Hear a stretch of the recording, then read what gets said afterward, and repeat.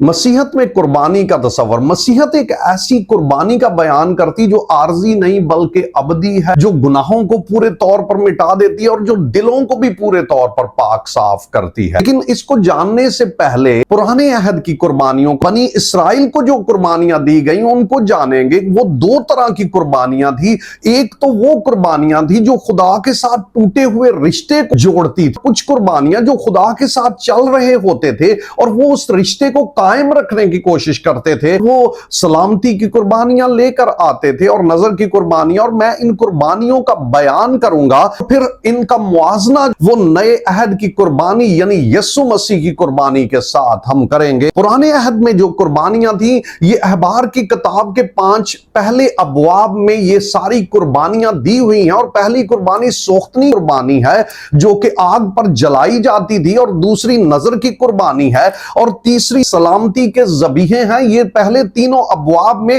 اور یہ جن کا رشتہ خدا کے ساتھ قائم تھا وہ اس کو قائم رکھنے کی کوشش کرتے تھے، جو خدا کے ساتھ چلتے ہوتے تھے، اور اس کے بعد چوتھے باب میں نادانستہ گناہ جن سے ہو جاتے تھے وہ ان کی قربانی کو پیش کرتے تھے، اور پانچواں جرم کی قربانی ہے، یعنی جن کا رشتہ خدا کے ساتھ بریک ہو جاتا تھا وہ پھر اس کو جوڑنے کی کوشش کرتے تھے۔ لیکن نیا عہد نامہ ہمیں یسوع کی ایک زبردست قربانی بتاتا ہے۔ یوحنا بپتسمہ دینے والا جب اس نے یسوع کو اپنی طرف آتے ہوئے دیکھا تو یوحنا کی انجیل کے پہلے باب کی 29ویں آیت میں لکھا ہوا ہے، یہ ہے خدا کا برہ جو جہان کے گناہ اٹھا لیے جاتا ہے۔ بائبل مقدس یسوع کو خدا کا برہ بیان کر رہی ہے۔ نیا عہد نامہ یہی بتاتا ہے کہ ہماری خلاصی اسی سے ہوئی ہے۔ پطرس رسول پہلا ہی اس کا خط ہے، اور پہلے باب کی 18ویں آیت میں کہتا ہے کہ ہماری خلاصی فانی چیزوں یعنی سونے چاندی سے نہیں ہوئی بلکہ بے عیب اور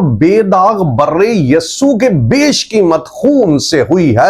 اور پالوس بھی پہلے کرنتھیوں کے 5ویں باب کی 7ویں آیت میں کہتا ہمارا بھی فسح یعنی مسیح قربان ہوا ہے۔ نیا عہد نامہ سارا کا سارا کہہ رہا ہے ہماری خلاصی یسوع کے خون کے وسیلہ سے ہوئی ہے۔